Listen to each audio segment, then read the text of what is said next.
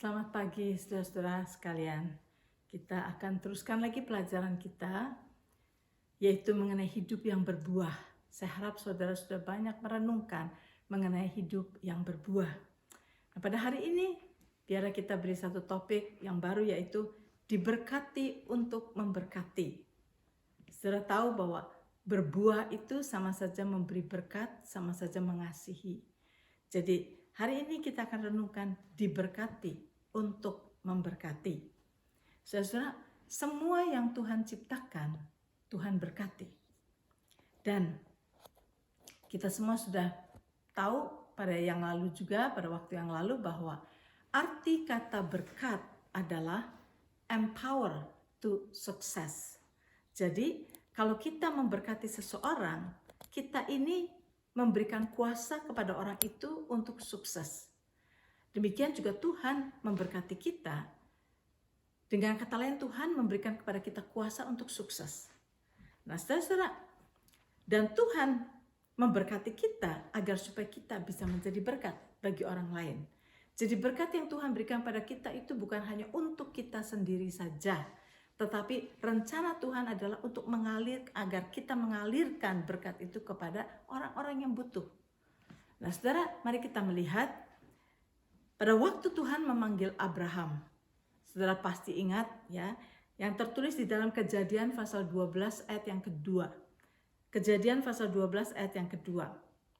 Tuhan berkata begini kepada Abraham, "Aku akan membuat engkau menjadi bangsa yang besar dan memberkati engkau serta membuat namamu masyhur, dan engkau akan menjadi berkat."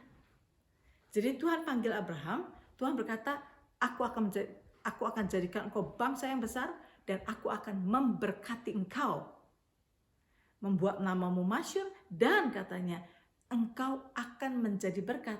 Jadi selalu Tuhan memberkati untuk menjadi berkat.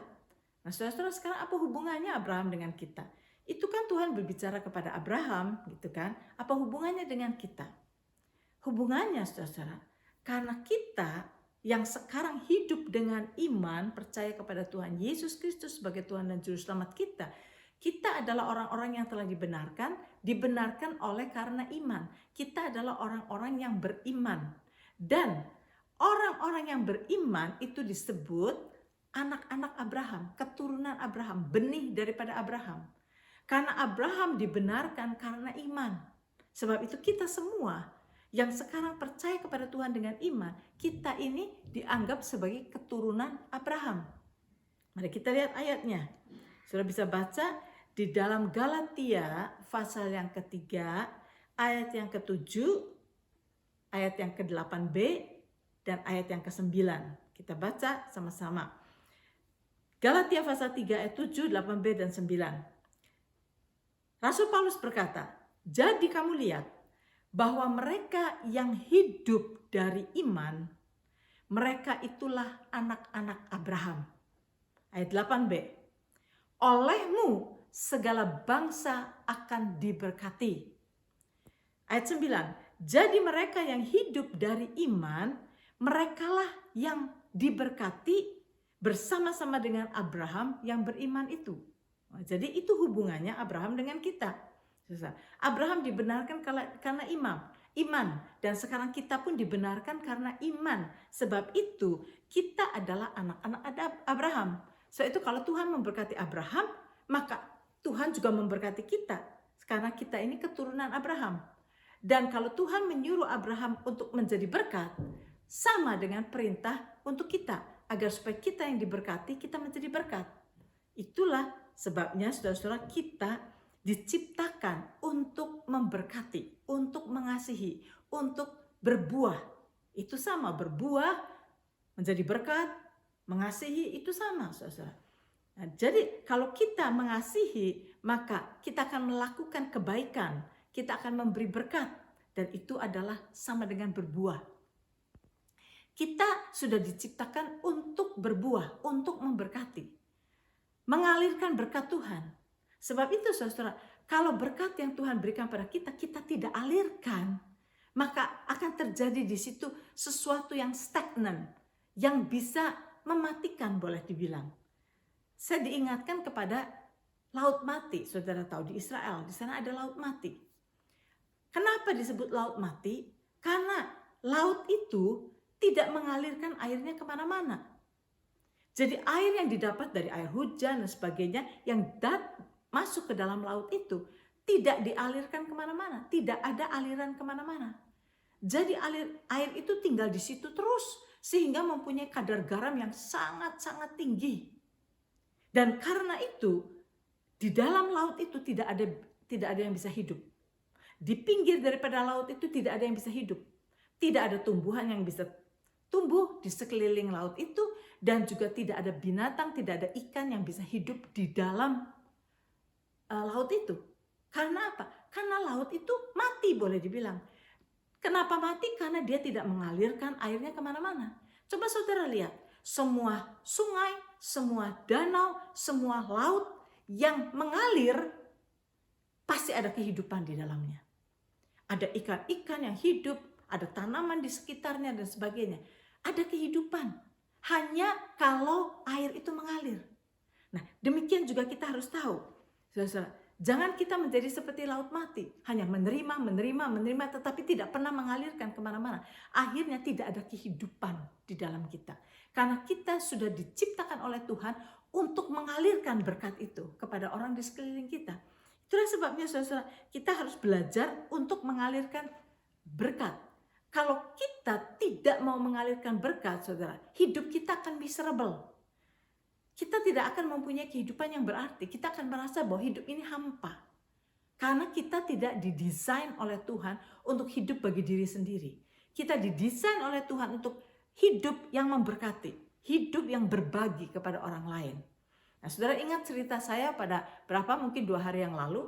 Bagaimana seorang wanita yang dipenjarakan seumur hidup karena kejahatannya.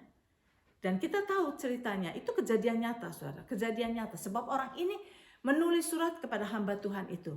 Jadi ini dia berkata bahwa pada saat dia berpikir bahwa hidupnya sudah tidak ada artinya lagi, dia tidak bisa menjadi berkat buat siapapun juga, untuk apa hidup ini? Dia hanya menjahati orang dan sekarang dia harus dipenjarakan seumur hidup. Dan dia berkata, dipenjara seumur hidup juga buat apa dia hidup?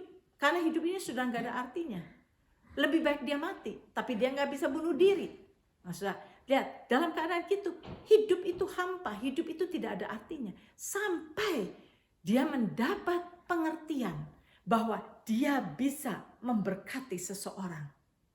Yaitu siapa? Tuhan. Bagaimana caranya? Yaitu dengan worship Tuhan, dengan meninggikan nama Tuhan, memuliakan Tuhan, dengan memuji Tuhan. Dia dengan puji-pujiannya, dengan penyembahannya itu bisa menyenangkan hati Tuhan. Dia memberi kepada Tuhan hormat, memberikan kepada Tuhan pujian, dan itu berarti di mata Tuhan.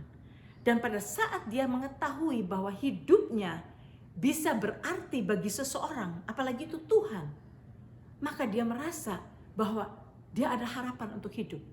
Bahwa dia merasa bahwa hidupnya tidak sia-sia.